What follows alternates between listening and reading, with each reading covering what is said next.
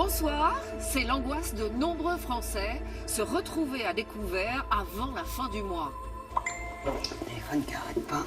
Bonjour, une opération au débit de votre compte entraîne un dépassement de votre autorisation de découvert. La galère. Ils sont salariés ou retraités et pourtant ils surveillent toutes leurs dépenses. Je suis fatigué de compter, de calculer sans arrêt. Je veux bien compter, mais à ce point-là, non. Et 1,29 pièces, la salade, non, pas possible. Comment vivre à l'euro près, c'est maintenant dans Envoyé spécial.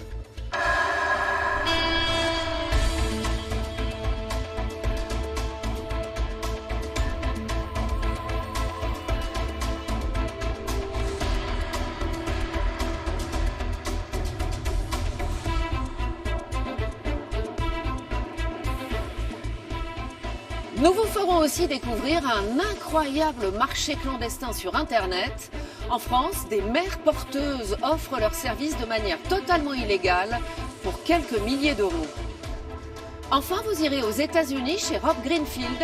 Cet Américain de 32 ans dénonce le gaspillage et a décidé de vivre au plus près de la nature.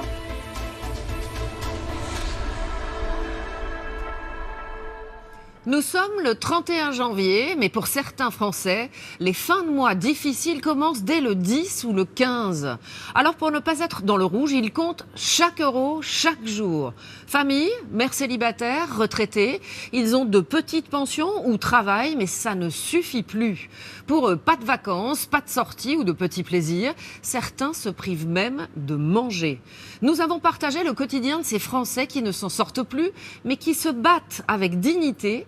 À l'euro près, c'est un reportage de Nathalie Gros, Rim Khalifa et Gaël Hubert avec l'agence Kappa. Josiane, Laetitia, Daniel, Delphine, tous travaillent et pourtant, ils vivent leur vie à l'euro près. Bisous mon bébé. Laetitia, en couple avec 3 enfants, est sans cesse à découvert. Elle passe son temps à courir après l'argent. Là, 622 euros pour payer mon loyer qui est de 880. Et tout de suite, je vais le déposer. Mais il faut que j'y aille maintenant.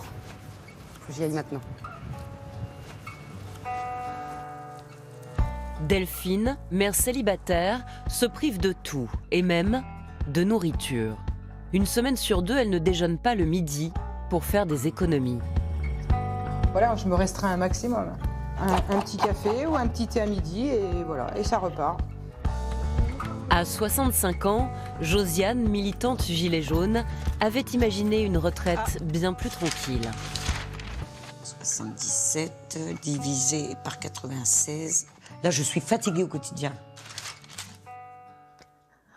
Je suis fatigué de compter, de calculer sans arrêt. Je veux bien compter, mais à ce point-là, non.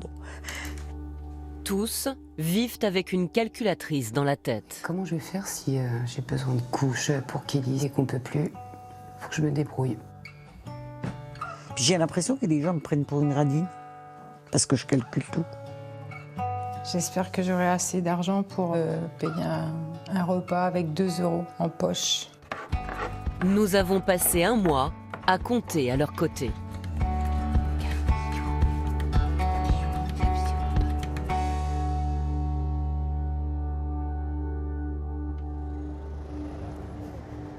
Un panier en osier et jamais de caddie.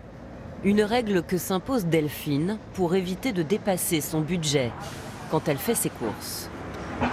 Petit truc de courgettes. Delphine est assistante maternelle.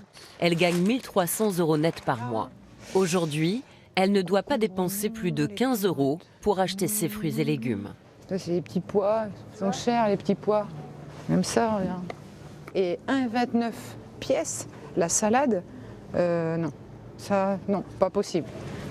Delphine choisit des fruits et légumes de saison les moins chers possibles. Malgré tout, au moment de passer à la caisse, c'est un peu plus que ce qu'elle prévoyait. Et donc ça vous fait que 16,82 €. Oui, on m'a dit. 16,89 €. Ah, 16,89. Ah, j'ai dépassé de pas beaucoup. Bah, je vais vous donner un billet de. En payant en liquide, elle a l'impression de mieux maîtriser ses dépenses. Et voici. Je vous remercie. Merci beaucoup. Si j'avais la carte bancaire, j'aurais dépensé plus. J'avais mes 15 €, je partais pour 15 €. Voilà, et j'ai dépassé. Au revoir, merci.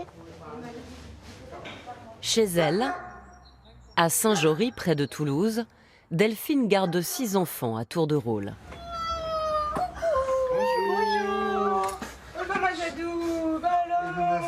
La petite Jade passe toute la journée avec sa nounou. Oh, bah mon canard. Et ben alors, mais qu'est-ce que vous avez aujourd'hui? Dylan, son copain, est déjà là.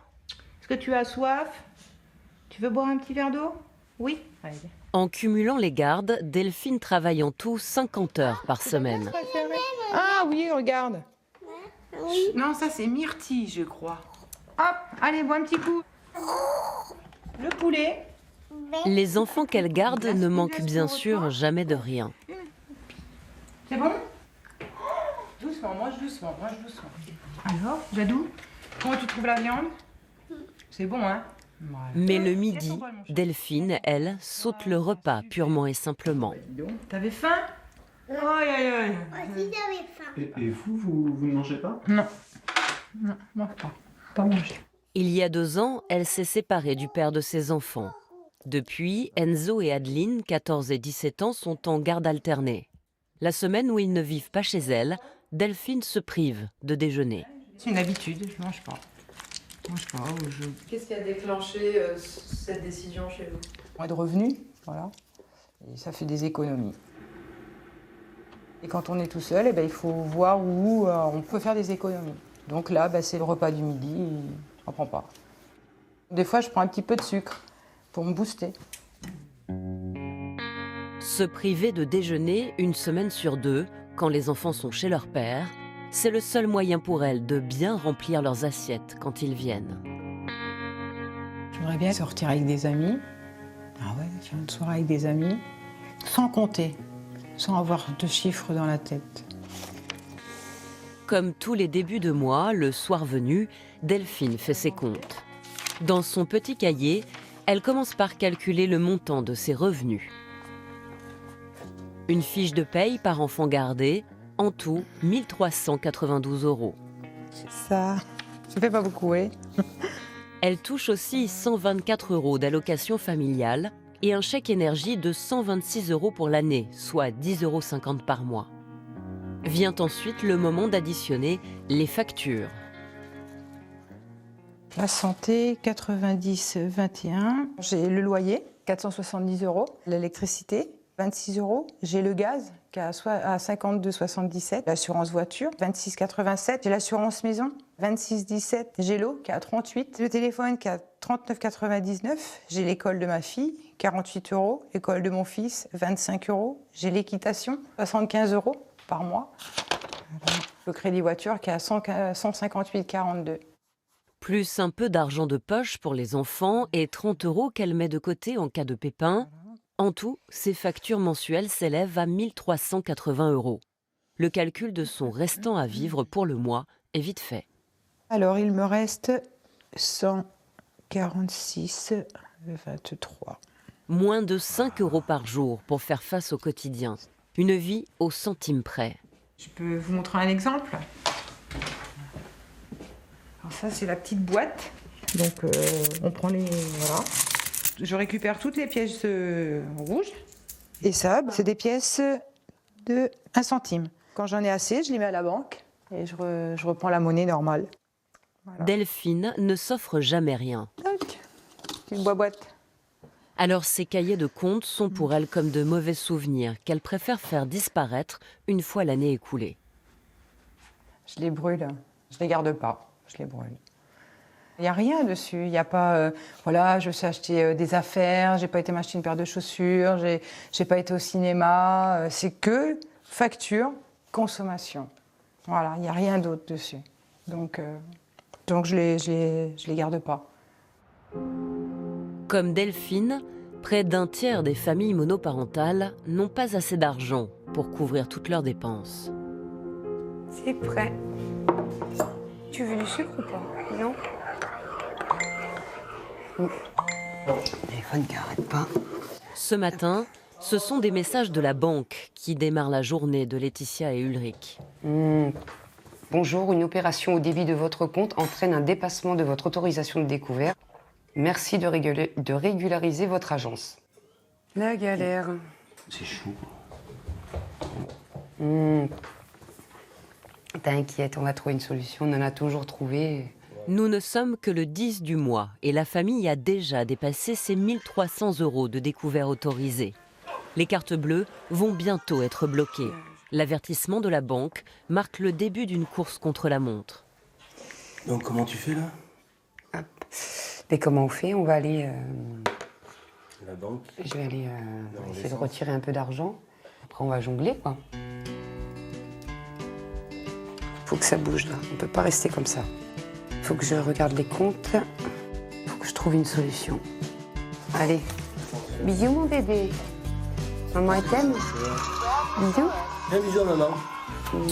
Non, elle n'est pas décidée. Laetitia doit vite récupérer un peu d'argent liquide avant que la banque ne leur coupe les vivres.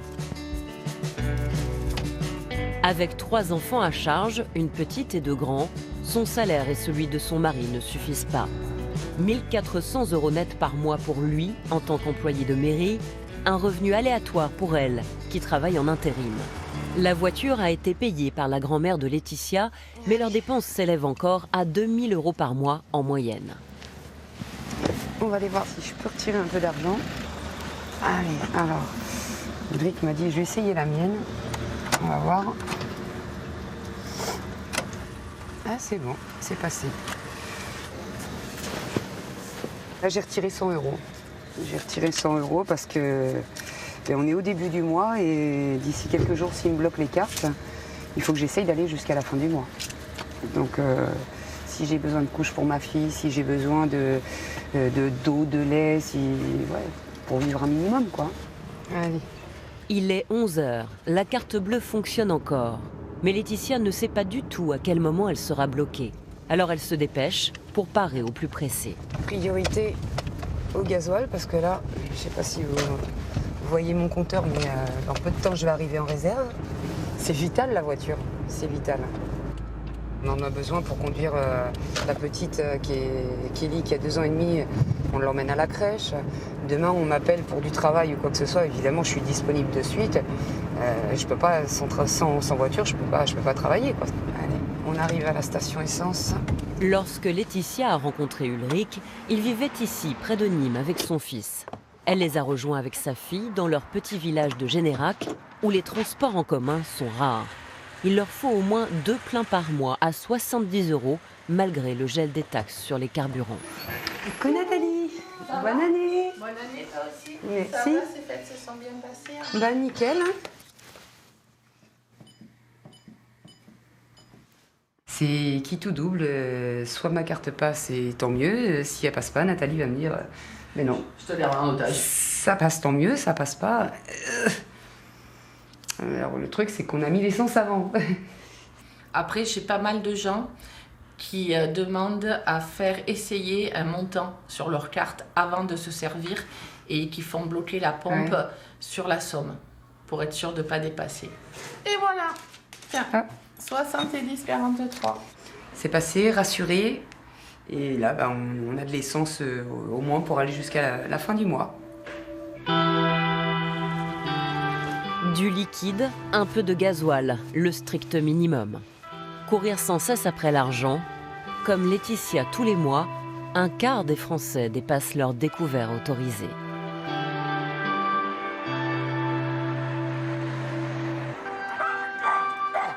Bon, ça suffit.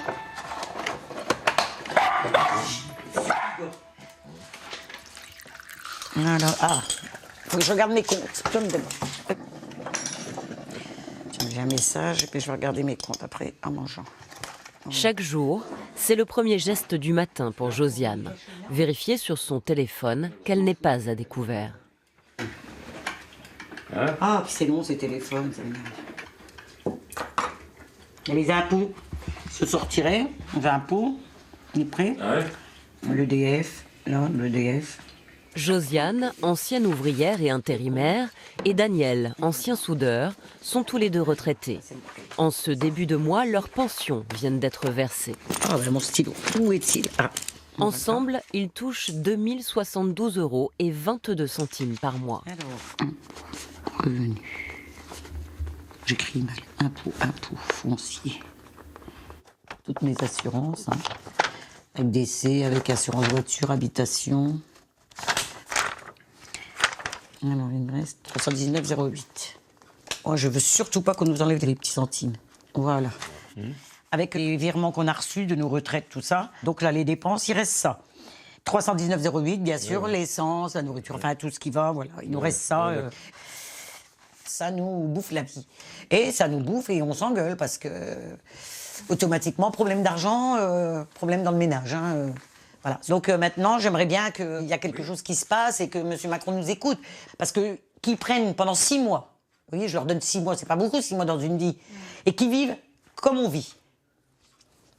Et après, peut-être qu'ils nous comprendront mieux. Une fois les frais fixes payés, notamment le crédit de la maison et les impôts, il reste donc 319,08 € pour vivre. Alors tous les jours, Josiane, retraitée, part travailler. Salut Michel! 5 heures par semaine, elle s'occupe de l'entretien dans un restaurant de la ville d'à côté, à Charleville-Mézières. Josiane n'a droit ni au repos, ni au répit. Des fois, j'en ai plus qu'assez. L'argent, on dit que ça ne fait pas le bonheur. Ben, moi, je dis qu'elle y contribue. Hein. J'aurais aimé me refaire un bon restaurant avec mon mari. Pour ses 70 ans, je ne peux pas faire ça, mon chéri. Et j'en ai marre.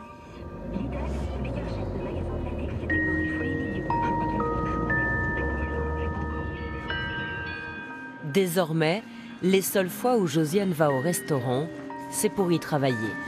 Aller au boulot, c'est la drôle de retraite de Josiane. Voilà. Cela lui permet de gagner 170 € par mois. Je prends mon produit, voilà, mon seau, je préparais. Et voilà. Mais également de bénéficier de la mutuelle de son employeur, beaucoup plus avantageuse.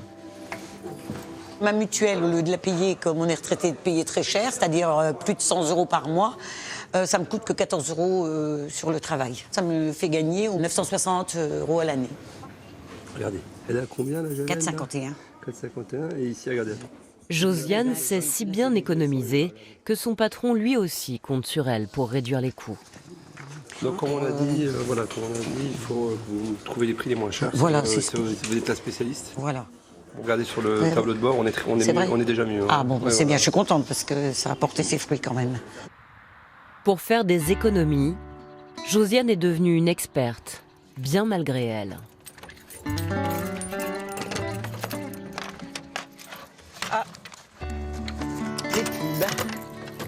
Ah. On va regarder les promos, ce qu'il y a d'intéressant. Dans Aldi, Intermarché, Leader Price, encore Intermarché, mais ils en ont toujours 2. Carrefour, moins cher. Et voilà. J'ai mes pubs maintenant. Et voir si on peut gagner un petit peu de sous. Alors, c'est trop cher, c'est trop cher. À part si le prix de la choucroute cuisinée cuite. 1,49, 10 balles pour du chou. Voilà. Je me demande si on aura une choucroute cette année. Alors là, ça vaut le coup. Voilà. Je prends ma calculatrice, souvent, comme là, pour calculer le prix d'un yaourt, d'un dessert. 15,77 divisé par 96, 16 centimes. Ça revient à 16 centimes. Donc, c'est pas la peine, c'est pas pour des gens comme nous, hein. Donc chaque centime, enfin, vous êtes vraiment à point chaque centime. Ah ben oui, oui. Nous, on en est à un point de calculer, de voir au centime. Et je faisais pas ça quand même avant. J'ai jamais fait ça à ce point-là. Ça, je peux vous le dire. Vous voyez, ça revient, la lessive, à 4,43. Là, je suis fatiguée au quotidien. J'arrête parce que... J'en arrive... Je ne peux plus, vous voyez. Je suis fatiguée de compter, de calculer sans arrêt. Je veux bien compter, mais à ce point-là, non, non. J'ai jamais fait ça avant, j'en veux plus. Parce qu'à côté de ça, j'ai envie de m'acheter d'autres choses. Et je pourrais faire des courses, faire comme la plupart des gens ils achètent et ils font pas attention. Mais à côté de ça, si demain j'ai envie d'aller boire un verre avec mon mari, comme là c'était pour son anniversaire, je pourrais même plus. Bon. Ah, c'est peut-être moins cher, ça, 6,4. De son côté, Delphine, elle, a des budgets fixes et négociés pour chaque chose. En ce début de mois où elle vient de recevoir sa paye, elle va chez le boucher pour acheter de la viande à ses enfants. Bonjour. Bonjour madame. Voilà, je vous ai commandé un colis et je viens le chercher s'il vous plaît. Le lot du mois de janvier, oui. Le boucher a mis en place un colis spécial petit budget à 55 €. De la viande à moins de 10 € le kilo, il en vend jusqu'à 10 par jour. Super. Alors, je vous ai mis cuisse de poulet, rhum steak, rôti de dinde, saucisse de Toulouse et les cordons bleus. Impeccable. 55 € s'il vous plaît. Delphine ne sortira son colis que lorsque ses enfants mangeront chez elle. Tenez pour vous. Merci. D'un mois à l'autre, je sais qu'il me faut 50 €, voilà, ou 55 € pour avoir de la viande. Donc ça, je me le prépare. Je me mets des économies. À partir de là, à partir de demain, je sais que je vais mettre de l'argent de côté pour me payer le lot du mois prochain. Voilà. Je vais mettre ça. Mois prochain. Ouais, pas de problème. Mois prochain. Allez-vous bien. Ça marche. Ah oui, vous inquiétez pas. Moi je m'inquiète pas. Merci beaucoup. Merci, à bientôt. Au revoir. Au revoir. Le boucher n'est pas seul à essayer d'aider un peu les habitants. Ce soir, Delphine se rend au vœu du maire. Dans cette commune proche de Toulouse, le conseil municipal a décidé de mettre en place des bons à la consommation. L'initiative doit être annoncée aujourd'hui. Donc nous avons mis en place, on va dire, de faire un petit geste envers chaque famille de Saint-Jory. 50 €. Il y aura des bons d'achat de 50 € chaque boucher. Il y aura 50 € chez Carrefour, Market, 50 € en plusieurs bons par exemple chez un agriculteur local. Donc vous aurez à choisir. Ah, c'est super. Là, ça va améliorer mon quotidien. Qu'est-ce que vous allez en faire? Peut-être un petit bon alimentaire. Un petit bon pour mettre un petit peu dans mon frigo. Voilà. Ou aller chez le coiffeur, ou je sais pas. Cette prime exceptionnelle de 50 € sera versée en une fois au mois de février. Les habitants pourront la dépenser chez la plupart des commerçants de la ville. Pour renflouer ses comptes, Laetitia attend elle avec impatience sa paye du mois dernier. Ça va? Ça va et toi? Intérimaire, elle ne touche jamais le même salaire. Elle espère cette fois-ci 1 200 €. Récupérer tes zouzous? Ben ouais. Cela dépendra des heures supplémentaires et de tous les dimanches travaillés. Vous êtes impatiente, Laetitia? Ben ouais, parce que pour le coup, ça va mettre du beurre dans les épinards, quoi. La paye est décevante. Alors, date ici, et voilà. J'ai un chèque de 622,08 €. Donc effectivement, non, je suis pas contente, je suis pas satisfaite parce qu'il en manque un peu. Et du coup, je sais pas pourquoi il en manque. C'est normal. Ah bon?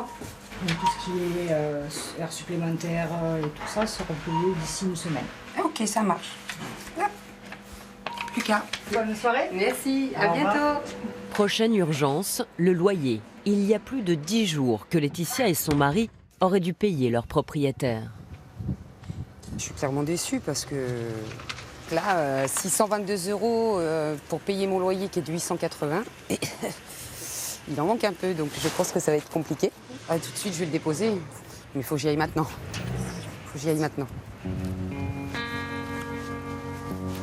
Pour venir vivre avec Ulrich, Laetitia a dû quitter son emploi de fonctionnaire. Elle n'a pas obtenu sa mutation. Depuis, elle enchaîne les missions d'intérim. Un statut précaire et une perte de pouvoir d'achat. C'est compliqué, hein? C'est compliqué. Mais c'est le quotidien, c'est tous les mois. Malheureusement, c'est tous les mois comme ça. Ça va, mon homme? Oh oui. Oh, tu m'as l'air stressé. Oh. Si. Et mon bébé, comment elle va? Elle est là. La journée a commencé avec les messages de leur banque au petit déjeuner. Le loyer va occuper toute la conversation du repas. Bravo. On est jeudi. Ça va être traité vendredi, ça veut dire que le virement, en gros, on le fera lundi, quoi. Samedi. Samedi, j'espère, s'il a pas sur compte, quoi. Ça me fait chier pour mon propriétaire, je vous dis franchement. C'est pas à lui de payer, je vais pas dire les pots cassés, mais bon, vu que je le paye pas, je suis conscient que lui aussi, eh ben, il est dans la merde. Si je paye pas mon loyer, moi j'ai l'air de qui, moi? T'as tout fini, toi? À force, Laetitia et Ulrich ont arrêté de compter. Ils dépensent juste le moins possible. C'est jour de sortie pour Josiane et Daniel. Et comme toujours, ils arborent fièrement leur nouvel étendard à l'avant de leur voiture. Votre gilet jaune, il n'est pas très loin, il vous accompagne toujours partout? Ah oui, quand il n'est pas sur nous. Regardez, des gilets jaunes, il y en a dans beaucoup de voitures. Hein. Ah oui. C'est le symbole de quoi pour vous, ce gilet placé Des gens qui n'arrivent plus à vivre. Moi, je flippe. Je me dis, si ça continue comme ça, plus personne, des gens comme nous avec des petits revenus, on n'aura plus de maison, on sera obligé de les... Et puis on va se retrouver où? À la rue? Alors, pour économiser, Daniel utilise le savoir-faire de son premier métier, boucher charcutier. Voilà, du sang. Le sang. Le sang, on le paye maintenant. Avant, on le payait Avant, pas. on ne le payait pas. Combien? 8,40 €. Voilà, 8,40 €. Et pourquoi vous faites ça, du coup? Parce que pour faire du boudin, on n'a pas le Faire choix. le boudin noir. Et essayer de faire du boudin antillais, ça sera la première fois qu'il en fait. Voilà, c'est autre chose. On mange de la bonne qualité, pour pas cher. Chérie, venez voir. Là. Tout c'est parfait là. Bon, ça c'est une pancetta, c'est du lard maigre roulé, parfumé, thym, laurier. Ça c'est du moelle de jambon normal, ça. Il est fier de dire ce qu'il fait. Mais si, t'es fier. Avec leurs 8,40 € de sang, Josiane et Daniel comptent faire 15 kilos de boudin, 10 fois moins cher qu'en supermarché. Là, ça rigole pas, là, vous êtes... Ça rigole pas du tout là. Tu vas pas le rater, hein. Manque de poivre. C'est le boudin noir normal que t'as fait là. Parfait. Il va te faire travailler, gars. Je vais te dire ce que tu vas me faire. Pascal, un ami du couple, était passé voir comment Daniel s'y prend. Il va finalement faire l'apprenti. Je ne serais pas capable de le faire. Si, en lisant peut-être un livre, et encore. Chacun son Non, temps. il faut apprendre. Franchement, je me suis dit, je ne savais pas qu'il avait autant de talent que ça. Ouais, vas-y, tu peux remplir. Je vais faire venir le président, je vais lui faire goûter ma charcuterie. Si, c'est vrai. Voilà, on va déjà faire la première fournée là. Hein? Nous, on troque, c'est-à-dire j'ai des copains, des fois, ils me rendent service. Ils vont me faire, moi j'ai un plombier qui me fait quelque chose, je suis tombée en panne de chauffe-eau, je lui ai rendu en viande parce qu'il ne m'a pas fait payer et tout. La débrouille comme mode de vie. On ne peut plus faire ce qu'on faisait avant. C'est plus possible, on ne peut même plus faire ça. Des vraies vacances, ça fait 4 ou 5 ans qu'on n'a pas pris de vraies vacances. Toute leur vie, Josiane et Daniel ont fait de la moto en club et avec des amis. Désormais, c'est fini.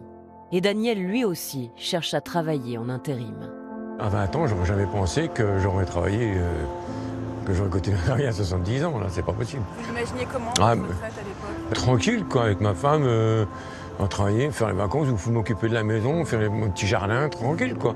C'est triste d'en arriver là, quoi. C'est triste.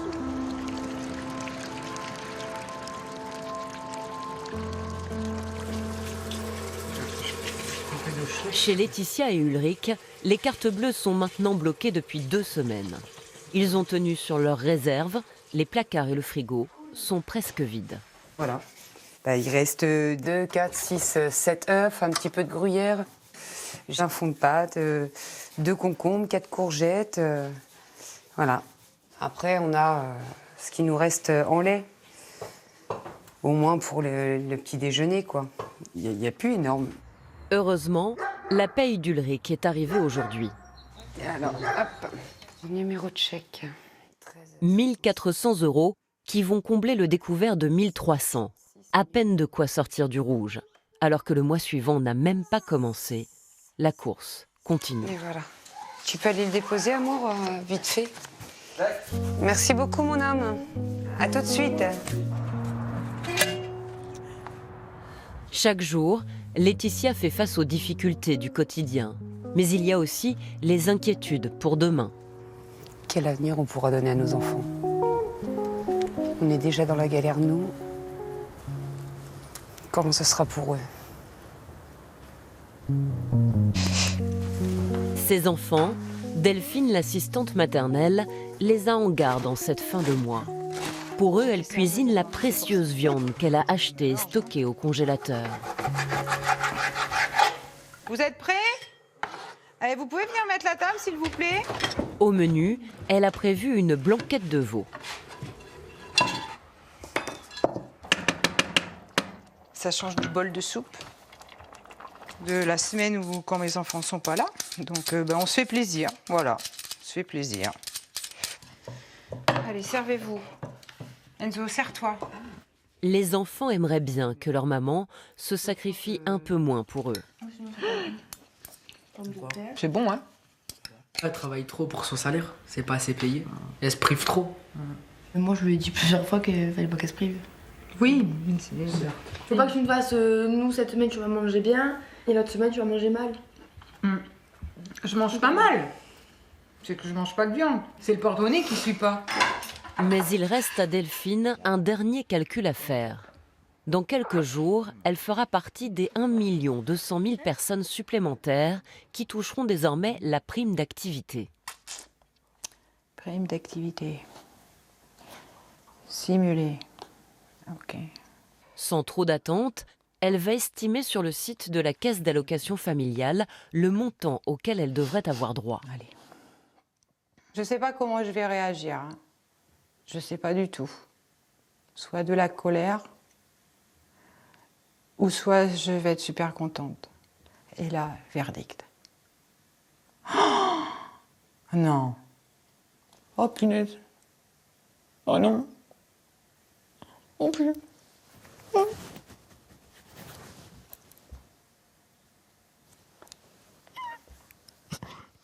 Et ben voilà, ça c'est une prime surprise.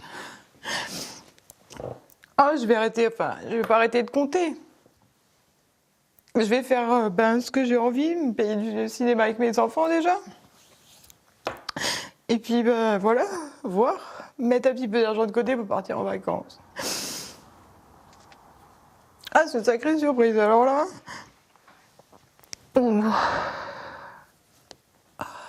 C'est cool. Ah, c'est trop bien. Dans 5 jours à peine, pour la première fois, cette prime lui sera versée. Elle la touchera désormais tous les mois.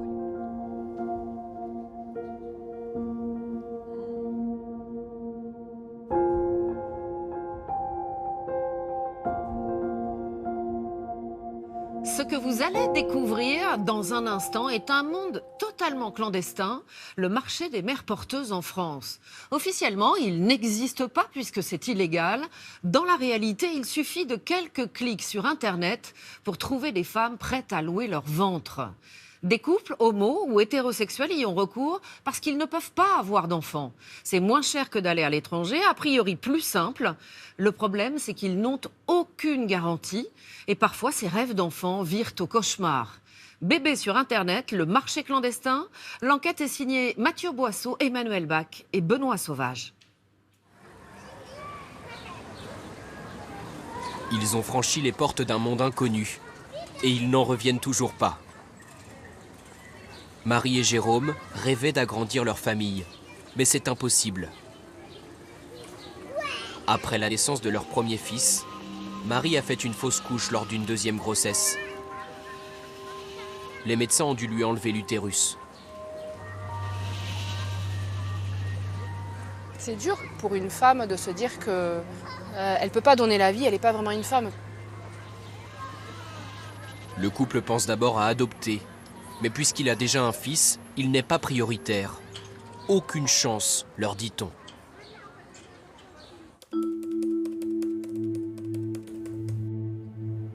Et puis un jour, en discutant avec des amis, Marie entend parler des mères porteuses.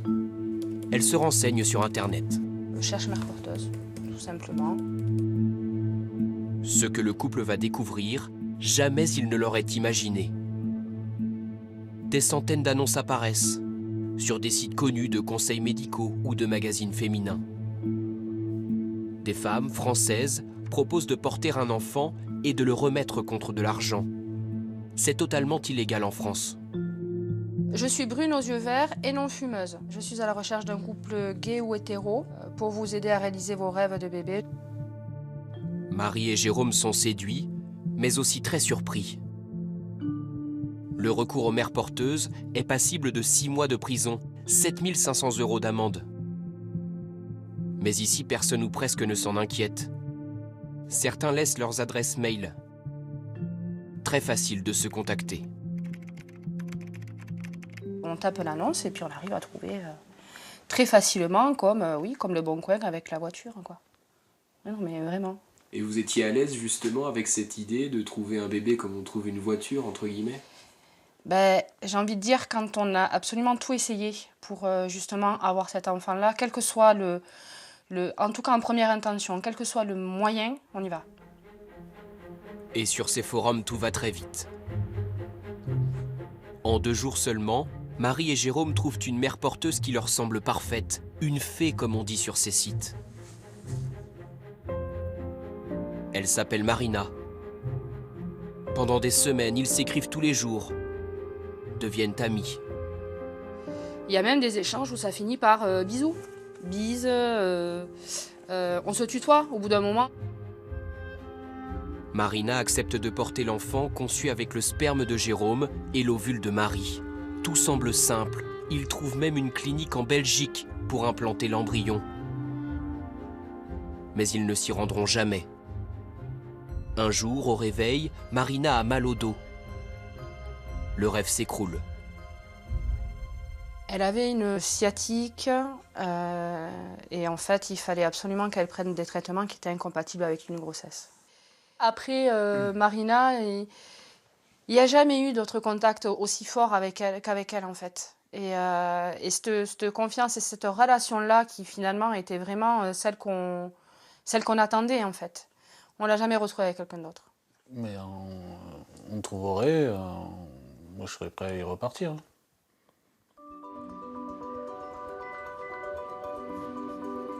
Comme Marie et Jérôme, nous avons découvert un marché clandestin en France dont on ne parle jamais.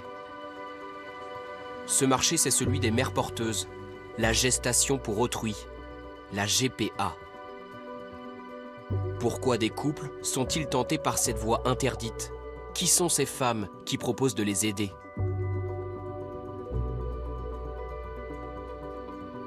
C'est un univers très intime, très secret, que nous allons vous révéler.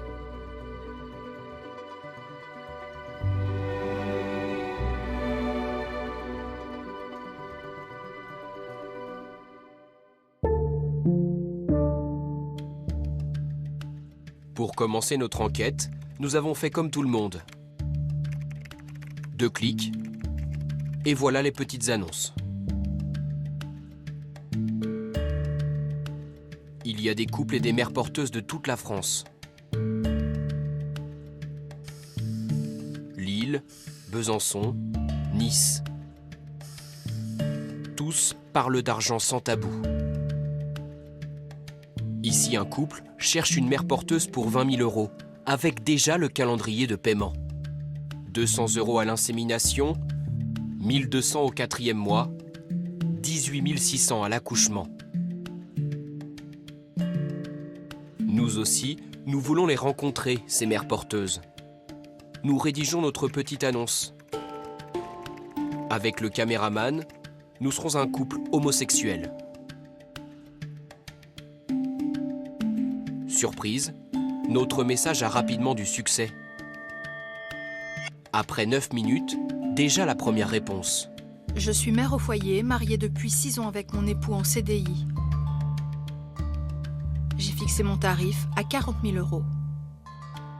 Dans ce mail, tout est détaillé, même le mode opératoire, très étonnant. Je me déplace au domicile du couple pour les inséminations. En clair, la mère porteuse propose de concevoir l'enfant avec son ovule. Elle sera donc aussi mère biologique. On appelle ça la maternité pour autrui. Rien de compliqué, promet-elle. Comme en cuisine ou en bricolage, il y a des tutos sur Internet.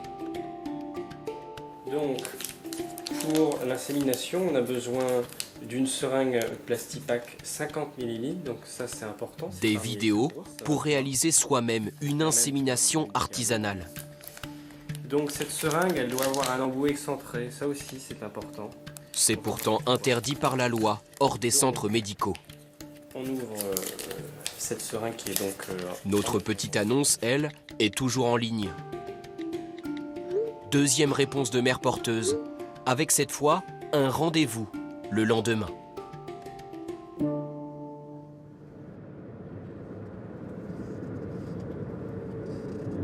Cette femme, nous l'appellerons Caroline. Elle nous attend dans un restaurant d'une zone commerciale. Nous filmons en caméra cachée. Bonjour, Mathieu. Nous sommes un peu gênés, pas Caroline. Elle est même venue avec son compagnon et leurs 3 enfants. Un déjeuner au milieu d'une journée shopping en famille. Caroline n'a jamais été mère porteuse, mais le couple y pense depuis plusieurs années. Et vous alors, votre motivation du coup? Pouvoir offrir une famille à des gens qui ne peuvent pas l'avoir. Je me dis que tout le monde devrait avoir la chance de pouvoir connaître ça. Et c'est pourquoi moi j'aurais le droit et pas vous, c'est injuste en fait. Ouais, voilà. Leur discours est rassurant, déterminé. Si votre crainte c'est qu'on parte avec le bébé et que vous à la dernière seconde vous ayez rien, vous pouvez vous enlever de la tête là. Ça porte la forme de quelqu'un d'autre parce que ça ne sert à rien et c'est pour quelqu'un d'autre. Je sais pas, faire une grossesse c'est quand même pas anodin. Enfin. Voilà, moi j'adore être enceinte. Le côté illégal, ça vous fait pas peur? En fait, comment on peut savoir? Caroline et son compagnon n'hésitent pas à se livrer. Ils nous racontent qu'ils sont au chômage, ils viennent de déménager et de quitter leur petit commerce. Naturellement, ils parlent aussi d'argent, leur autre motivation. Et nous aussi on a le projet de se marier. Financièrement ça pourrait nous aider à payer le mariage aussi. Oui, au niveau du prix, vous êtes... Là, des 20 000, on s'est arrêté là-dessus. Et... 20 000 Nous, ça nous va. Bon, bah, ouais. Mine de rien, à notre vie, à nous personnels, ça va nous la perturber. Hein. Ok, on va aider des gens, mais il faut une contrepartie, c'est normal. Enfin, je pense pas que vous trouvez quelqu'un qui fasse souvent. Au dessert, marché déjà conclu. L'enfant serait conçu dans quelques jours seulement. Ouais, je pense que le plus simple, c'est ça, c'est de venir à la maison. Une fois que vous êtes d'accord à qui on prend... Ça marche pas avec l'un, on peut essayer avec l'autre. En 1 heure, nous avons trouvé la mère de notre enfant. Un peu déconcertant. Ok, on vous dira quand même rapidement. Au revoir. Le lendemain, nous informons Caroline que nous renonçons à notre projet. Elle n'insiste pas et nous souhaite bonne chance.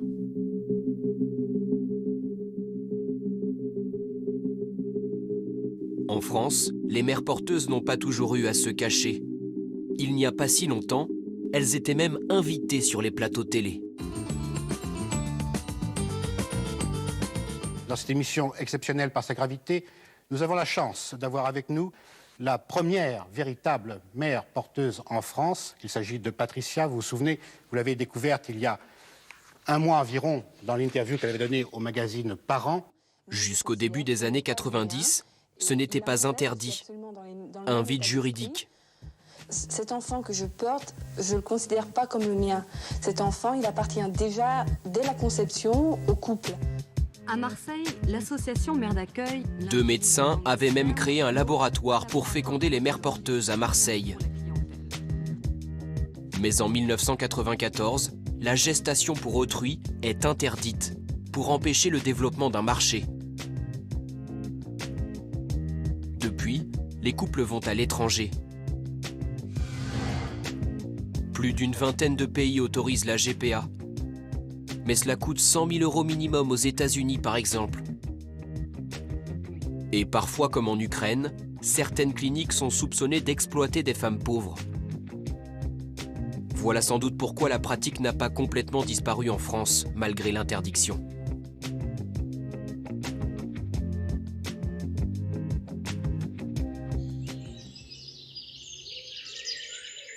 Nous avons rencontré des hommes et des femmes qui assument totalement avoir enfreint la loi. Stéphanie a été mère porteuse 2 fois pour 2 couples homosexuels. Elle a reçu 40 000 € au total.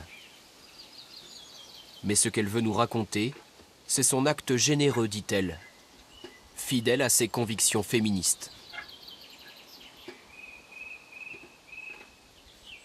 Honnêtement, pour moi, oui, la femme fait ce qu'elle veut de son corps. Pourquoi on n'aurait pas le droit d'être enceinte pour donner cet enfant à des personnes qui veulent donner de l'amour, qui veulent éduquer un enfant, qui veulent leur apprendre plein de choses?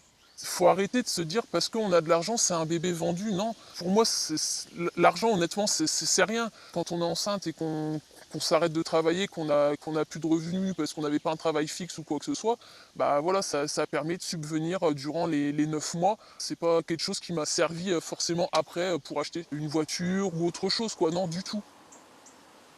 Stéphanie est une experte au discours rodé. Aucun problème pour nous dévoiler ses techniques afin de ne pas avoir d'ennui avec la justice. À la naissance, elle reconnaît chaque enfant comme si elle était en couple avec leur père biologique. Puis, au bout de quelques mois, elle signe ce document officiel. Une délégation d'autorité parentale qu'un juge accepte généralement sans poser de questions. Stéphanie renonce alors à son rôle de parent au profit du couple. En fait, ça change qu'ils n'ont plus besoin de mon accord pour faire, par exemple, une carte d'identité, pour prendre l'enfant s'ils veulent partir à l'étranger avec eux, une autorité pour si l'enfant il doit aller avec l'école quelque part. Stéphanie n'a dit la vérité qu'à son mari, ses parents et sa meilleure amie. Pour le reste, c'est une vie de mensonge. À la 2e grossesse, elle a raconté à ses collègues que le bébé était mort-né pour qu'on ne lui pose pas de questions. Elle a même menti à ses propres enfants en bas âge. J'ai un de mes enfants qui a posé un peu des questions, si voilà, t'as un bébé, machin. Bah non, voilà, maman a été malade. En fait, on lui dit que maman elle allait se faire hospitaliser, et puis que quand elle ressortirait, bah ça ira mieux, que le ventre il aurait dégonflé, et puis que je serais guéri. Et hors du cercle familial, vos voisins, qu'est-ce que vous leur avez dit? Voisins, problème de santé. Vous ne sortiez pas de chez vous? Après, si, je sortais, mais je mettais, on va dire, des vêtements un peu amples, j'essayais de me tenir un peu différemment. Stéphanie nous donne l'impression de tout maîtriser, même ses sentiments pour les enfants qu'elle a portés. Les photos, elle en reçoit 1 fois par an aux anniversaires, c'est la règle fixée avant la grossesse. Aucune émotion visible, jusqu'à ce que nous lui demandions de raconter la séparation avec le bébé, à la maternité. On est dans la chambre, on prend les vêtements, on range dans les sacs. C'est moi, on va dire, entre guillemets, qui va descendre l'enfant avec la poussette, tout ça, pour pas qu'on se pose des questions dans tous les sens. Quand on est descendu, qu'on arrive en bas, voilà, on leur passe le bébé, et puis ils repartent, je fais un petit bisou, et puis ils repartent de leur côté. Qu'est-ce que vous avez ressenti à ce moment-là? C'est un bébé que je verrai pas au quotidien, tous les jours, évoluer, que je verrai pas son premier sourire, tout ça, donc on peut couper. Ça, c'est compliqué. Ouais. Oui, cette émotion qu'on sent, qu'est-ce qu'elle veut dire? Ce qu'elle veut dire, c'est que voilà, il y a quand même des sentiments qui sont là, et que ces sentiments, faut bien les laisser sortir. Et depuis ces 2 accouchements, est-ce qu'il vous est arrivé parfois de regretter? Ah non, du tout. Ça serait même autorisé. Moi, je le referais peut-être pour une dernière fois.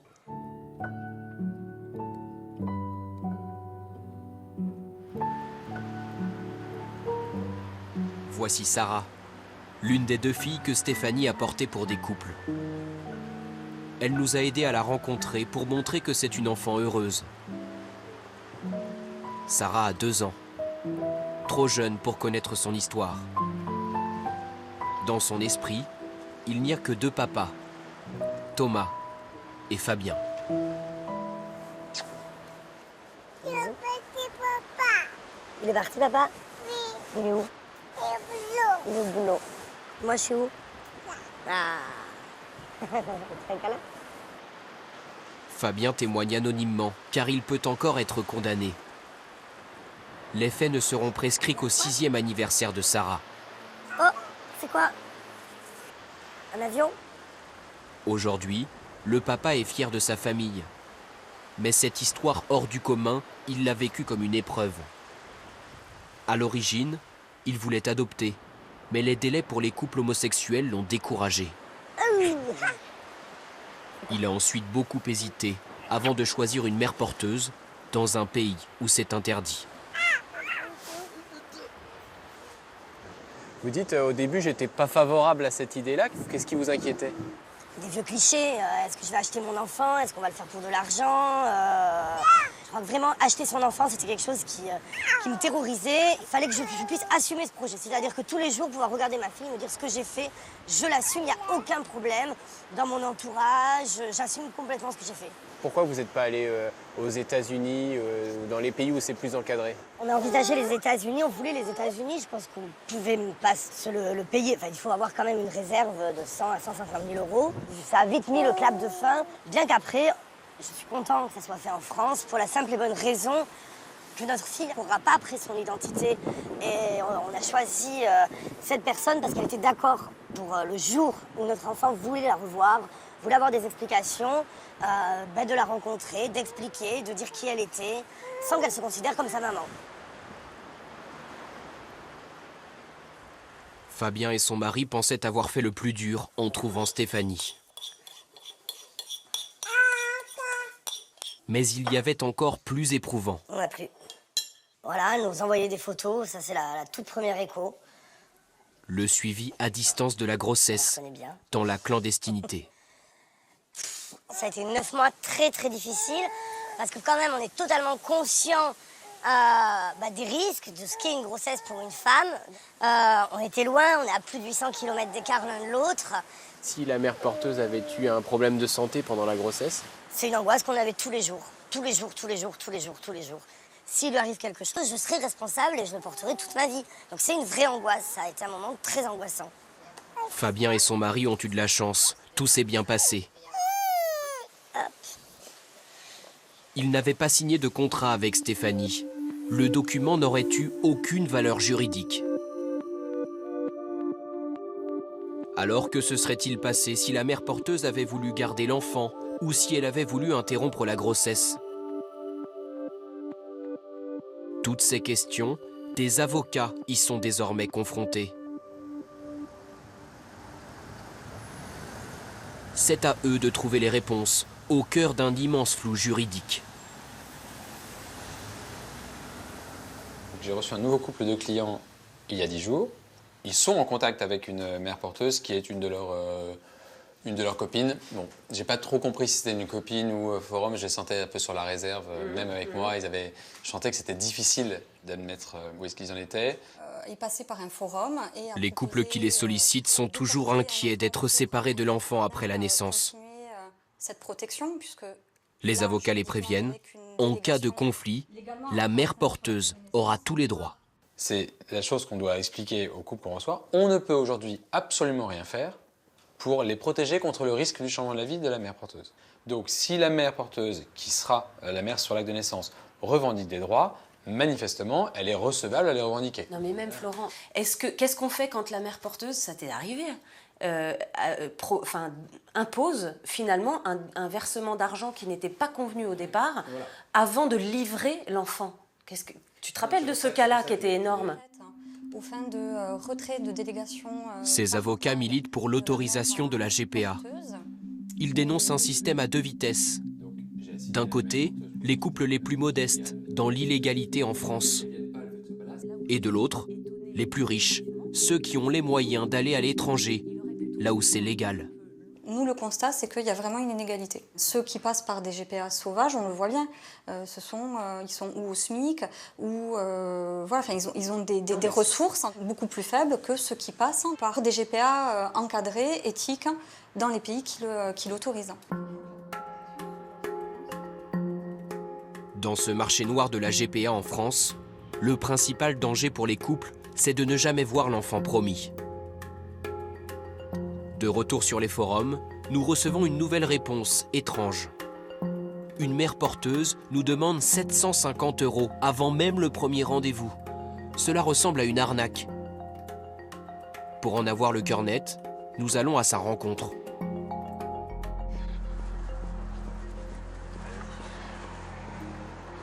Bonjour, enchanté. Vous êtes perdu? On s'est trompé de... Nous nous faisons à nouveau passer pour un couple homosexuel, toujours en caméra cachée. Nous découvrons une femme en grande précarité. Sandrine, mère célibataire, 4 enfants, 43 ans, au chômage depuis peu. Son envie d'être mère porteuse semble improvisée. Oui, c'est bon. Vous voyez les choses comment? Est-ce que vous avez imaginé? Moi, rien en particulier. Après, il faut qu'on en parle, il faut qu'on voie ce qui est possible de faire. Après, faut pas que ce soit trop compliqué. Rien n'est précis, sauf son tarif, à peine croyable, 7 000 €, quand la moyenne tourne autour de 20 000. Un prix cassé afin d'attirer les candidats.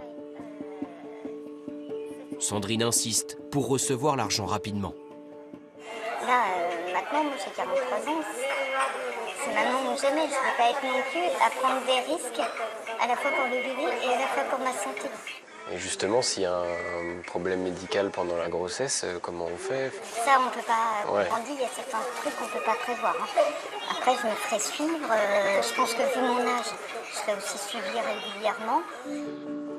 Sandrine a-t-elle vraiment l'intention de porter notre enfant? Merci beaucoup. Au revoir. Impossible de le savoir. Mais avec ce même mode opératoire, des couples ont versé des milliers d'euros à des mères porteuses qui disparaissent avant le début de la grossesse. Et parfois certains perdent bien plus que de l'argent.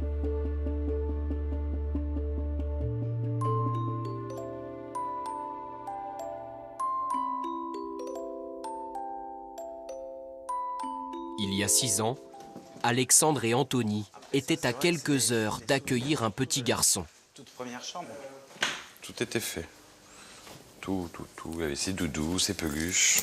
C'était tout sur le thème de Pam Pam. Ils avaient même choisi le prénom, Noah. Pour le début. Ça, c'était sa plaque. Les relations étaient excellentes avec la mère porteuse. Oui. Elle était venue chez eux pendant la grossesse. Mais elle leur a menti. En fait, on était sur la route en direction de la maternité quand on a pris l'accouchement.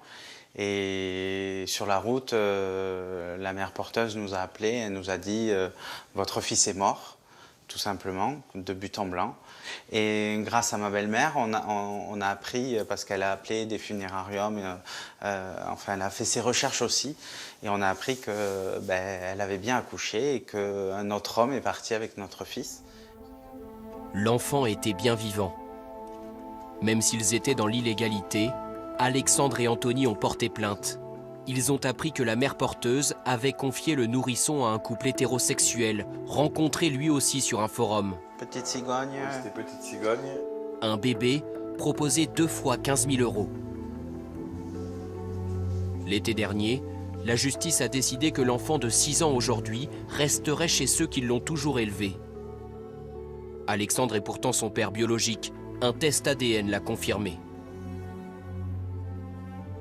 Aujourd'hui, le lien qu'on a, c'est aucun, à part avec une photo qu'on a depuis 2 ans maintenant. Donc voilà. Et c'est tout.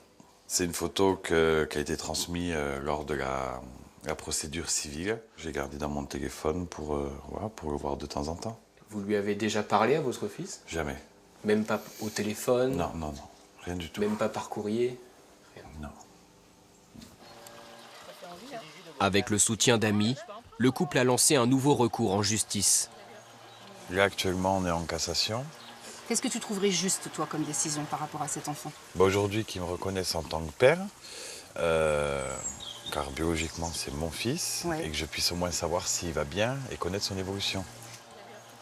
Mais pour les magistrats, Alexandre et Anthony ne sont pas seulement des victimes. Ils ont aussi été condamnés, 2 000 € avec sursis pour provocation à l'abandon d'enfants, le terme juridique pour la GPA en France. Alexandre, lui, aimerait être considéré comme un père qui veut récupérer son fils. Ils évoquent le sentiment d'injustice un peu? Quand on vous regarde dans une cour de justice et qu'on vous dit droit dans les yeux que vous n'êtes qu'un donneur de gamètes, alors que c'est un enfant que vous avez vraiment voulu, oui, que vous continuez de vouloir, voilà, pour moi je veux l'aider, je veux pouvoir lui expliquer ce qui s'est passé. Mais un jour, forcément, ça va ressortir. C'est pas possible qu'il ne le sache pas. À un moment donné, il va se poser des questions sur ses origines. À un moment donné, il aura besoin de la connaissance. Donc c'est là peut-être qu'il apprendra, mais imagine la douleur. Hein. À quel âge? Et puis comment on va lui expliquer? Enfin, qu'est-ce qui va lui être dit? Par qui? Alexandre et Anthony le reconnaissent. Malgré eux, ils ont fait porter à un petit garçon une histoire traumatisante.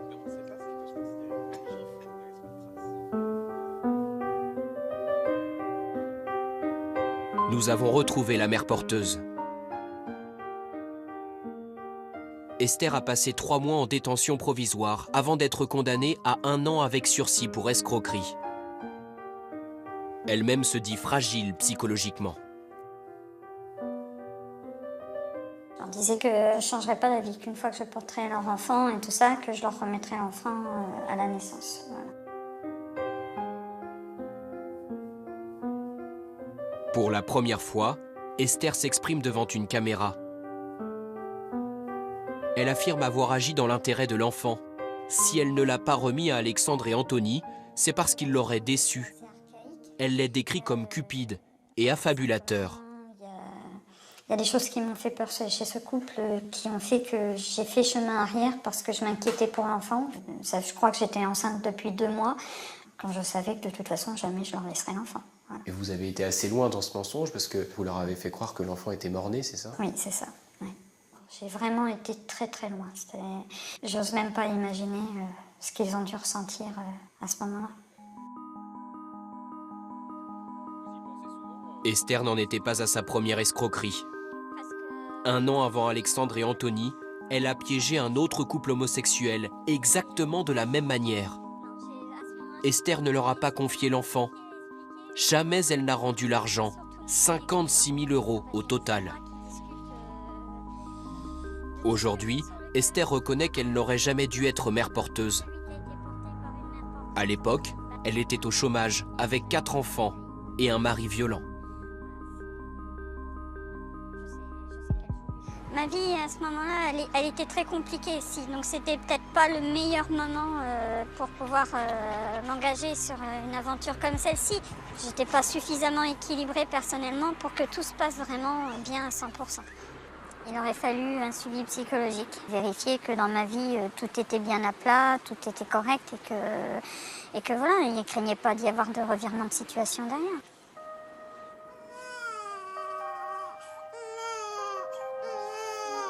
Comment éviter que des rêves d'enfants virent au cauchemar?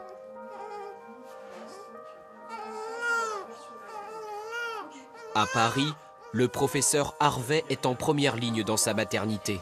Désolée, chouchou. Il est l'un des rares gynécologues à prendre position publiquement. Lui veut autoriser les mères porteuses pour encadrer la pratique et la contrôler. Il a déjà suivi ses grossesses clandestines et se dit prêt à recommencer. Excusez-nous, jeune homme. S'ils viennent me voir en disant c'est une mère porteuse, je vais suivre la femme sans spécifier nulle part, à aucun moment du dossier, la situation réelle. Je n'ai rien vu, je ne suis pas au courant, je ne sais pas. Ça ne me regarde pas avec qui elle l'a fait, dans quelles conditions. Pas question de signaler que c'est illégal? Surtout pas. J'ai jamais dénoncé quelqu'un. Ah non. Mais il y a la loi dans certains côtés. Oui, mais je ne sais pas. Si on me dit, ah, vous savez que vous avez suivi une mère porteuse, je dis, moi, je ne suis pas au courant. Non, il est passé. Je m'occupe d'une femme enceinte. Point. Les cas sont rares, mais ils ont bouleversé le gynécologue. Il affirme que l'interdiction peut conduire à des drames. Bonjour. Des situations problématiques selon lui, quand la mère porteuse est aussi la mère biologique de l'enfant. Il s'inquiète également pour la santé de ces femmes, souvent moins bien suivies par les médecins. C'est des pratiques qui ont lieu, qui sont illégales. Donc si c'est illégal, c'est sous le manteau. Si c'est sous le manteau, le suivi ne va pas être optimal. On sait que ces grossesses sont plus à risque, on sait qu'il y a plus de prééclampsie, c'est l'hypertension, la prééclampsie. Donc plus de risque d'hémorragie, plus de. Donc la porteuse, on doit être aux petits oignons avec. Et puis, sur le plan psychologique, celle qui n'est pas enceinte, elle va se substituer, pas se substituer à l'autre, elle va avoir une espèce de grossesse psychique, elle va mettre les mains à chaque fois en disant « mon enfant arrive, mais moi mon ventre est tout plat ». Ouh, il y a du boulot pour les psychologues. Non, il faut absolument que tous les gens soient bien cadrés. Impossible de savoir combien d'enfants sont nés de mères porteuses en France. Nous avons contacté les ministères de la Santé, de l'Intérieur et de la Justice. Ils n'ont aucune donnée, ces situations leur semblent marginales. Elles échappent à tout contrôle.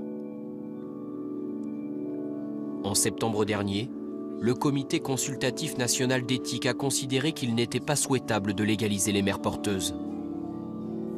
Selon ses membres, philosophes, théologiens et chercheurs, il y aurait un risque de marchandisation du corps.